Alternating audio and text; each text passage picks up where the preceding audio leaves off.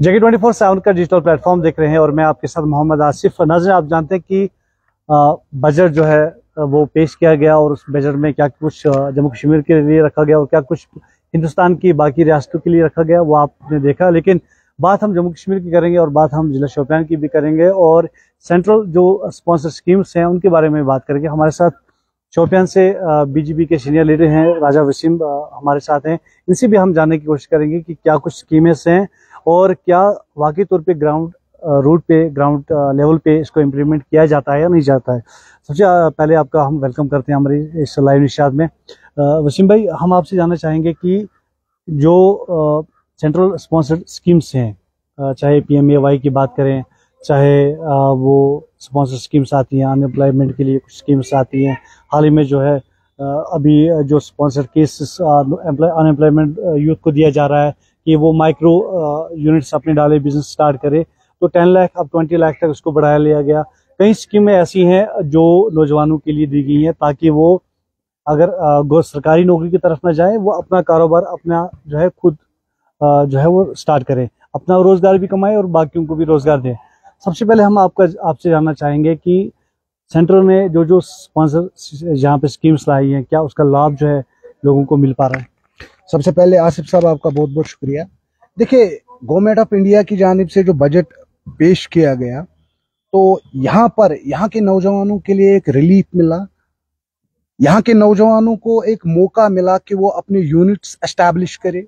Unit establish करने के लिए अप टू 20 लाख उनको कोई गारंटर रखना ही नहीं है, यानी कि सरकार उनकी गारंटी खुद दे रहा है कि आप जाके यूनिट्स डालिए, हम आपके साथ हैं। अगर कल को कोई उस यूनिट में कोई प्रॉब्लम भी होती है तो वहां की जो सरकार है, हिंदुस्तान की सरकार है, उन्होंने उन्हें कहा है कि हम आपके साथ हैं, आप स्टार्ट करिए, काम स्टार्ट करिए। उससे क्या होगा, देखिए, अगर आप एक यूनिट स्टार्ट करते हैं तो उसमें कम से कम 5 या 6 या 10 लोग अकोमोडेट होंगे। तो अगर 10 हमारे डिस्ट्रिक्ट में 20 युवा ऐसा काम करेंगे या 50 युवा ऐसा काम करेंगे, दैट मीन्स अप्रोक्सीमेटली 400-500 युवा उसमें अकोमोडेट हो जाएंगे। इसी तरफ अगर हम दूसरी स्कीम देखें, प्रधानमंत्री आवास योजना, जिसमें 1 लाख घर फिर से बनेंगे।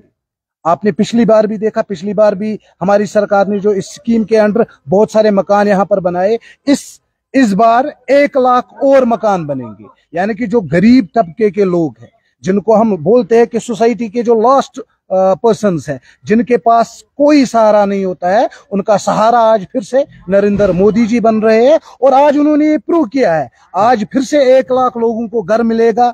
यहाँ के नौजवानों को यूनिट्स एस्टैब्लिश करने के लिए अप टू 20 लाख उनको कोई गारंटर नहीं देना है। तो ये खाली ऐसा बजट भारतीय जनता पार्टी ही लोगों को दे सकती है। आपने कहा कि अप टू 20 लाख जो है पेमेंट या स्पॉन्सर केस होंगे तो विदाउट गारंटी, लेकिन कहीं ना कहीं लोग जो है ये इल्जाम लगाते हैं, खासकर युवा लोग जो हैं, जो कोई यूनिट डालना चाहते हैं, लेकिन वो शिकायत करते हैं कि जम्मू कश्मीर बैंक, जिस बैंक में हम जाते हैं, वो बैंक हमें गारंटी के बिना ये लोन नहीं छोड़ती है। ये सरकार सिर्फ सरकारी दावे करती है, ग्राउंड लेवल पे एम्प्लॉयमेंट नहीं होते। इस बारे में आप क्या कहेंगे? देखिए, गवर्नमेंट ऑफ इंडिया की जानिब से फंड्स रिलीज होते हैं। देखिए, आपकी बात जो है कि कई जगहों पे ये शिकायत आती है, ये सही बात आपने कही है। हमारे पास भी ये कुछ कंप्लेंट्स आते हैं कि हम अपनी फाइल रखते हैं, 10 दिन, 15 दिन, 1 महीने, 2 महीने के बाद हमारी फाइल उठती है।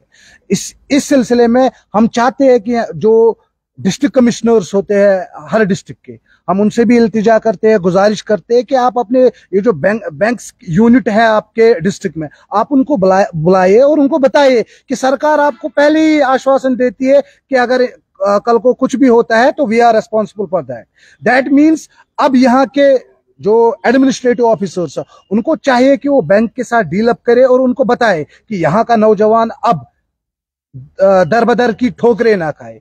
ऑफिस में जाके उनकी फाइल को प्रमोट किया जाए दूसरे ऑफिस तक, सो दैट उनको कोई दिक्कत ना हो। देखिए, सरकार का काम क्या होता है? सरकार का काम होता है फंड्स रिलीज करना। तो सरकार ने आपको आश्वासन दिया है कि 20 लाख तक आपको कोई गारंटर नहीं है।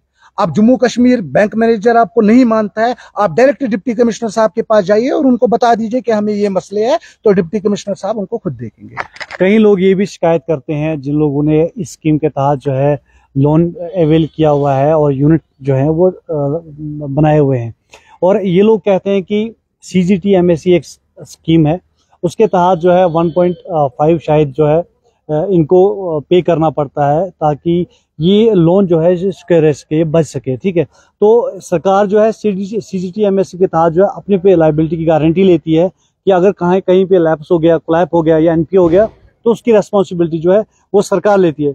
अगर सरकार सब कुछ अपने पे रेस्पॉन्सिबिलिटी लेती है ताकि एक युवा, एक नौजवान, बेरोजगार नौजवान जो है वो अपना रोजगार कमा सके और साथ साथ बाकियों को रोजगार दे सके, लेकिन बार बार ये जम्मू कश्मीर बैंक एक तो CGTMSE के तहत फीस भी लेती है, अपने बराबर काटते हैं, ऊपर से गारंटी भी लेते हैं। मानो कि एक जो एप्लीकेंट है, जो एक इनका बारोवर है या एप्लीकेंट है जो अप्लाई करता है, उसको दो तरफ से नुकसान किया जाता है। क्या इनके खिलाफ कार्रवाई नहीं होनी चाहिए? क्योंकि सरकार आपकी है, बड़े दावे किए जाते हैं बीजेपी की तरफ से हर जगह पे कि हम ये कर रहे हैं, वो कर रहे हैं, लेकिन आपकी तरफ से अगर इम्प्लीमेंट होना चाहिए, आपकी तरफ से या फंड्स रिलीज हो रही हैं या आपकी तरफ से स्पॉन्सर स्कीम्स रिलीज हो रही हैं, लेकिन क्या ग्राउंड लेवल पे आपकी जिम्मेदारी नहीं है? Being a political leader, being a BJP leader, क्या आपका फर्ज नहीं है कि आप जाएं उन नौजवानों के साथ, देखें उनको कहाँ कहाँ प्रॉब्लम है? देखिए आसिफ साहब, आपके माध्यम से मैं उन लोगों से गुजारिश करना चाहता हूं कि अगर ऐसा कोई भी मसला होता है या तो वो डायरेक्ट हमें कांटेक्ट करे या डिस्ट्रिक्ट एडमिनिस्ट्रेशन को कांटेक्ट करे। देखिए सरकार, ये भारतीय जनता पार्टी की सरकार है, ये NDA की सरकार है, जिन्होंने आश्वासन दिया है यहाँ के युवाओं को कि आप अपने यूनिट स्टार्ट करिए, सरकार आपके साथ है। अब यहाँ की एडमिनिस्ट्रेशन अगर उसमें कुछ धांधली करती है तो मैं उन नौजवानों से गुजारिश करना चाहता हूं, देखिए अगर आपको सरकार कह रही है कि आप इनसे कोई गारंटर ना ले ले, अगर सरकार आपको कह रही है कि उनकी मॉर्गेज जो है वो सरकार है, अगर कल को इनको कोई नुकसान होता है सरकार देने के लिए तैयार है, लेकिन आप युवाओं से उस चीज के बारे में ना करें, आप उनकी फाइल आगे बढ़ाए, उनका काम करे, उनको यूनिट्स एस्टैब्लिश करने दे, अप टू 20 लाख आप उनसे गारंटर भी ना ले।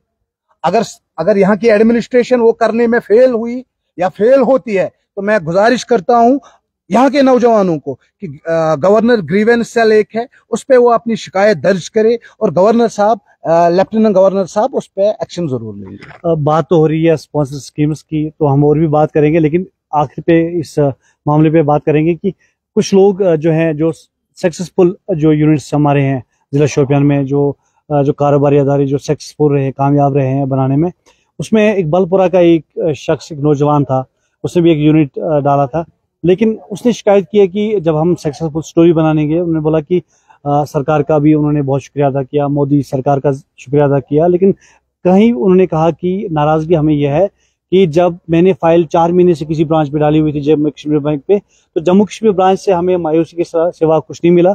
उसके बाद सेम प्रोसेस में पंजाब नेशनल बैंक में करता हूँ, विद इन वीक मेरा काम हो जाता है और आज वो बिजनेस सक्सेसफुल है और आज वो मोर देन 25% को जो है वो रोजगार दे रहा है अपने साथ साथ।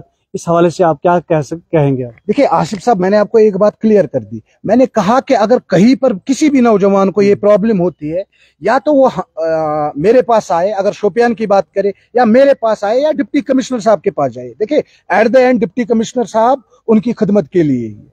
अगर कोई भी ऐसा मसला होता है वो एडमिनिस्ट्रेशन के पास जाए, हेड ऑफ द डिस्ट्रिक्ट जो डिप्टी कमिश्नर होता है उनके पास जाए और ये प्रॉब्लम लेके उनके पास जाए। अगर वो सॉल्व नहीं करता है हमारे पास आए, हम लेफ्टिनेंट गवर्नर साहब के पास जाएंगे। देखिए ये गलत बात है। अगर आप यूनिट एस्टैब्लिश करना चाहते हो, जो काम 10 दिन में होना चाहिए, अगर आपको 4 महीने लग रहे हैं तो ये एडमिनिस्ट्रेशन की नाकामी है।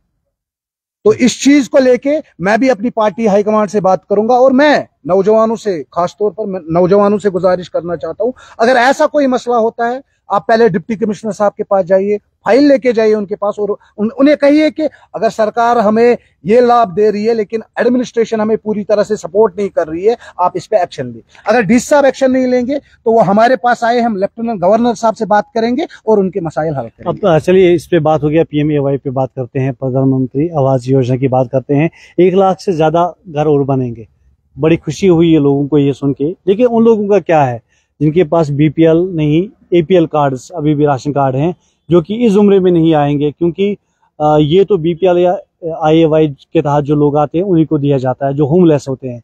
लेकिन शोपियां की बात करें तो कैलर साइड में या हिपुरा साइड में ऐसे भी लोग हैं जिनको मुश्किल से रात का खाना नसीब होता है, जिनमें मजदूरी करते हैं और शाम को खाते हैं, लेकिन उन लोगों के पास APL कार्ड्स हैं, और जो लोग बड़ी बड़ी गाड़ियों में चलते हैं, बड़ी बड़ी गाड़ियों में सवार होते हैं, उनके पास BPL कार्ड्स हैं।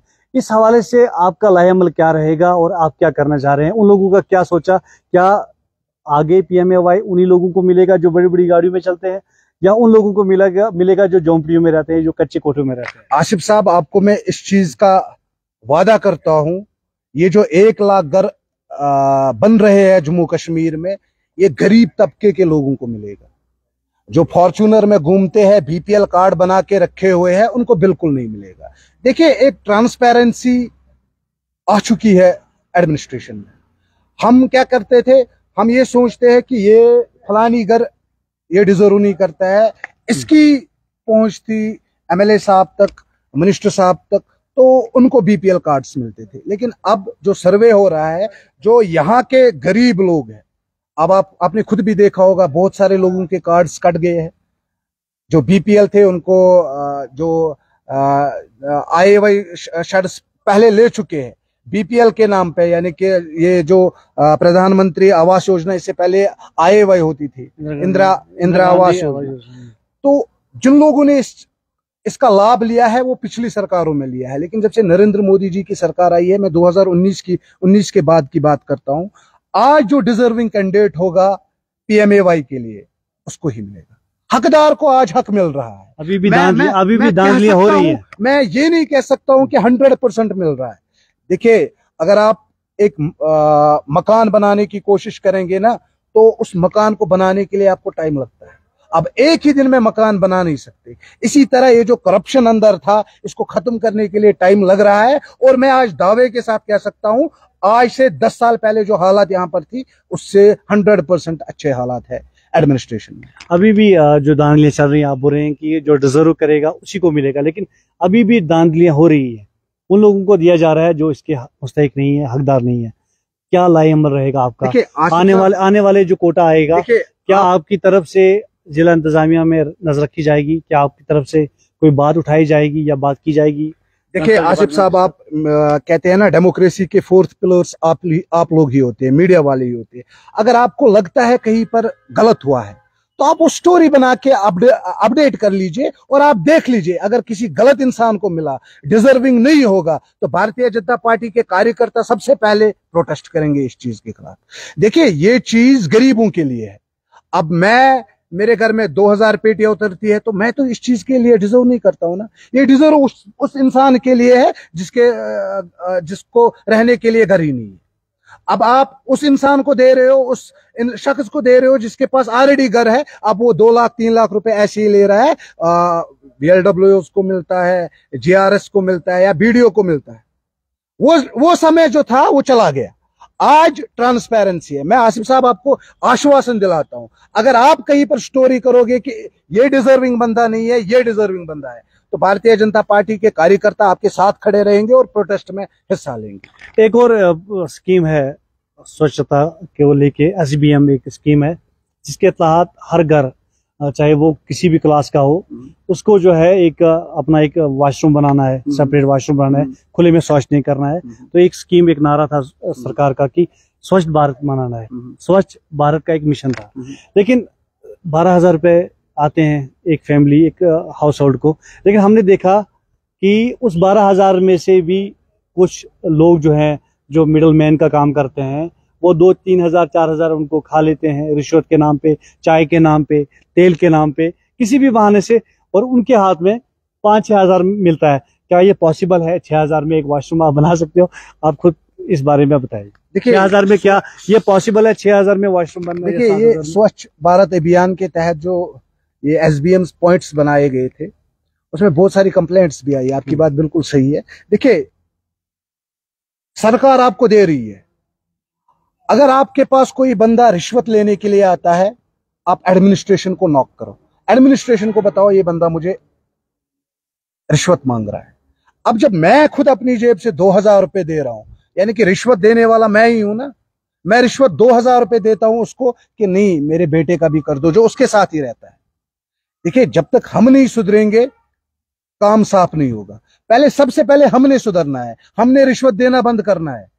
अगर मेरे पास कोई आता है कि मुझे 4,000 रुपए दो तब मैं आपका एसबीएम पॉइंट दूंगा, तो मुझे चाहिए कि मैं वीडियो साहब के पास जाऊं या डीसी साहब के पास जाऊं और उनको बताऊं कि ये आपका ऑफिसर या कोई और दलाल। देखिए, रीजनल पार्टीज ने बहुत सारे दलाल बना के रखे हैं। आप देखिए, ब्लॉक पे भी होंगे, तहसील में भी होंगे, डीसी ऑफिस में भी होंगे, पुलिस स्टेशनों में भी होंगे। उनका काम सिर्फ इतना होता है कि मैं आपका ये काम करूंगा, मुझे 1,000 रुपए दे दो। ये पॉलिटिकल पार्टीज का है। लेकिन अगर आप ईमानदारी के साथ काम कर रहे हो, अगर आपको पता है कि आपका केस जेन्युइन है, तो आपको रिश्वत देने की जरूरत नहीं है, क्योंकि एडमिनिस्ट्रेशन आपके घर खुद आएगी और आपको बताएगी कि आपको एसबीएम पॉइंट आया है, आप ये लगा लीजिए। तब उसको 6,000 में नहीं बनाना पड़ेगा, तब 12,000 मिलेंगे, 12,000 में। लेकिन हमने ये भी देखा है कि जो ईमानदारी से काम करवाना चाहता है उसकी फाइल डस्टबिन में होती है या टेबल के नीचे होती है, लेकिन जो रिश्वत देता है उसका काम होता है। देखिए, मैं कह रहा हूं कि अगर 10 फाइल्स लेके हम 10 लोग अंदर जाते हैं ना, 10 में से कोई भी बंदा रिश्वत नहीं देगा। मैं लिख के देता हूं, अगले दिन जो 10 लोग और आएंगे उनको कोई रिश्वत नहीं मांगेगा।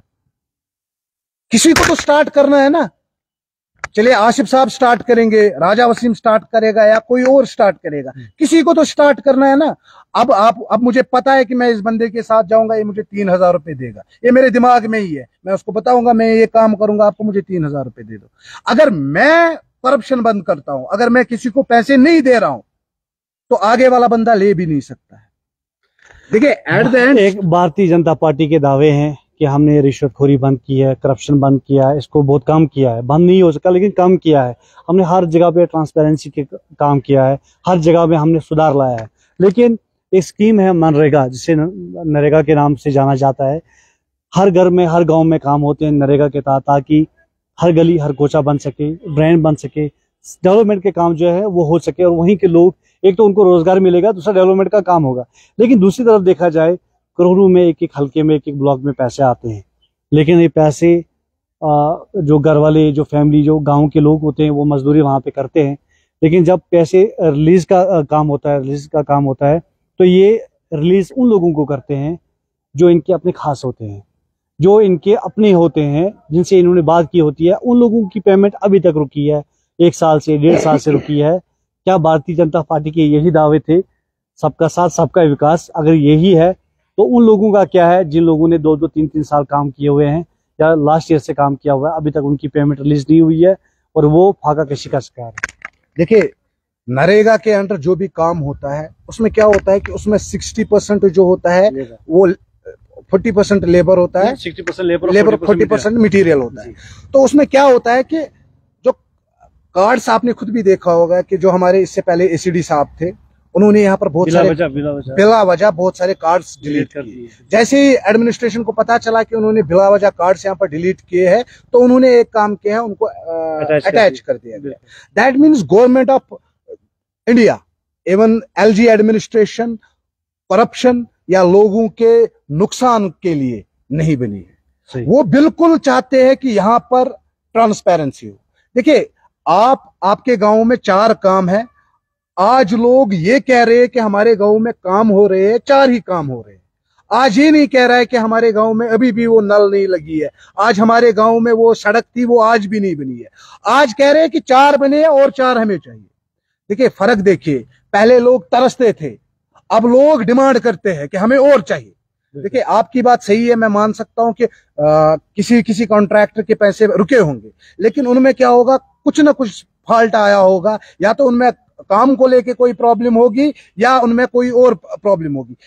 देखिए, जब 20 कॉन्ट्रैक्टर्स एक ब्लॉक में काम करते हैं, जब 18 कॉन्ट्रैक्टर्स के फंड्स मिलते हैं ना, तो आप ये नहीं कह सकते कि ये सिफारिश वाले 18 है।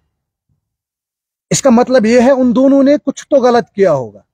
अदरवाइज अगर 18 कॉन्ट्रैक्टर्स का पेमेंट आप ये रिलीज करते हैं, तो उन 2 के क्यों रिलीज नहीं कर रहे हैं? दैट मीन्स, देखिए, एट द एंड हमने देखना है कि अपने इलाके में, देखिए, आप काम करने जाते हो मेरे गांव में, अगर आप काम अच्छे से करोगे, आपको किसी को रिश्वत देने की जरूरत भी नहीं है। क्यों? आज ऑनलाइन सारा सिस्टम है और मीडिया की बहुत ज्यादा भूमिका इसमें भी जा रही है कि अगर कहीं पर काम गलत भी हो तो आप लोग वहां पहुंचते हो। पॉलिटिकल एक्टिविस्ट से पहले आप लोग ही, मीडिया वाले ही पहुंचते हैं और सरकार से ये सवाल पूछते हैं। लेकिन एक चीज अच्छी आपने ये कही कि देखिए, काम हो रहे हैं। नो डाउट 10 करोड़ ब्लॉक में आते हैं, 11 करोड़ का काम स्टार्ट होता है। यानी कि आपको अब लाइबिलिटी ये नहीं है कि हमारे गांव में ये चीज नहीं है, ये चीज नहीं है। अब मसला ये है किसी कॉन्ट्रैक्टर के फंड अभी भी रुके हैं, तो आने वाले टाइम में उनका भी होगा, अगर उन्होंने काम अच्छे से किया होगा और ईमानदारी से किया होगा। आने वाले दिनों में क्या आपका लाएमल रहेगा लोगों के लिए? स्कीम्स के बारे में क्या घर घर जाके लोगों को इंट्रोड्यूस करवाएंगे कि ये लोगों को पता है? देखिए, भारतीय जनता पार्टी का मिशन हमेशा यही होता है, 24/7 अवेलेबल होते हैं लोगों के लिए। हम लोगों के लिए हमेशा अवेलेबल रहते हैं, लोग चाहे हमसे जो भी कहे। देखिए, भारतीय जनता पार्टी का हर सैनिक, हर सोल्जर तैयार रहता है लोगों की खिदमत करने के लिए, चाहे वो इलेक्शन का टाइम हो, इलेक्शन से पहले हो या इलेक्शन के बाद हो। आपने खुद भी देखा यहाँ के लोगों ने, जैनापुरा कॉन्स्टिट्यूएंसी के लोगों ने नेशनल कॉन्फ्रेंस के कैंडिडेट को यहाँ पर पार्लियामेंट भेजा, आज तक वो आया नहीं, पिछले 2 महीनों से कभी दिखा नहीं। एक आखिरी सवाल पूछेंगे, इसके बाद कंक्लूड करेंगे। बटपुरा एक बहुत बड़ा स्टैंड है और बटपुरा स्टैंड में कोई भी पैसेंजर शेड नहीं है। बारिश होती है, लोग खड़े रहते हैं बच्चों के साथ, फैमिली के साथ, या बीमार पेशेंट होता है। और अगर बात की जाए, वहाँ पे कोई पैसेंजर शेड नहीं है, पानी का कोई वहाँ पे सुविधा नहीं है। और हम देखा वहाँ पे एक बड़ा सबसे बड़ा वहाँ पे ग्राउंड है, सबसे बड़ा स्टैंड है, लेकिन स्टैंड होने के बावजूद भी जो चीजें वहाँ पे होनी चाहिए थी वो वहाँ पे नहीं है।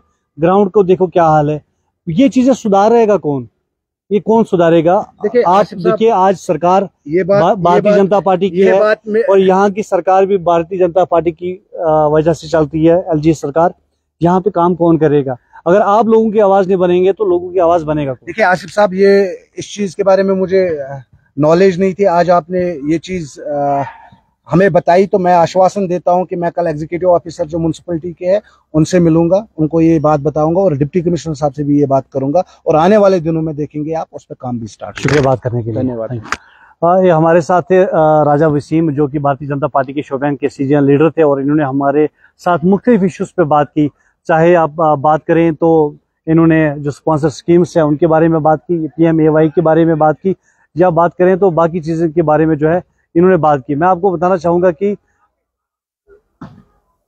बात की, और मैं आपको बताऊंगा कि आप जानते हैं कि किस तरह से जो है मुख्तलिफ स्कीम उसके बारे में इन्होंने बात की और कहा कि सरकार ने कौन कौन सी स्कीमें जो है लोगों के लिए लाई हैं और लोगों के क्या चाहिए, खासकर जो शिकायतें आ रही हैं इसके भी अजाला होगा। और इन्होंने कहा कि ग्राउंड लेवल पे जो है काम किया जाएगा, और कहीं पे कुछ भी शिकायत है वो हमसे रब्ता कर सकते हैं, या नज़दीकी एडमिनिस्ट्रेशन का दरवाजे तो खुले ही रहते हैं।